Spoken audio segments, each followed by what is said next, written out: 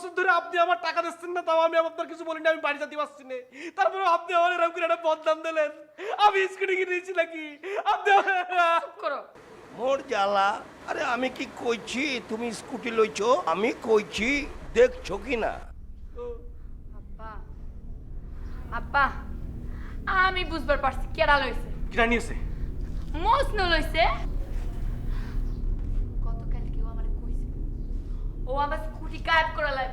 ওই লইছে। একদম ঠিক কথা বলেছো, একদম ঠিক কথা বলেছো ময়না। চাচা ময়না ঠিক কথা কইছে, কারণ ও মজনু আমারও কইছিল স্কুটি নাকি ও গায়েব করে দেবে। একদম ঠিক কথা আমারও কইছে। হ্যাঁ তাহলে খারাই আসছে কিলে। চলো চলো চলো চলো চলো। আজকে ওর বাড়িতে গিয়ে হ্যাঁ। ওর খবর করে লইমু আমার স্কুটি চুরি করেছে। ওর সাতটা মিঠাইয়া দিমু আমি। হ্যাঁ ঠিক আছে। এই শোন শোন, আমি দেখতেছি, তোদের দেখতে হবো না।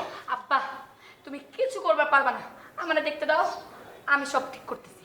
চলো মাস্টার। হ্যাঁ সেটাই ভালো হবে, আপনি বাসায় থাকেন। আসেন। আসো, আসো।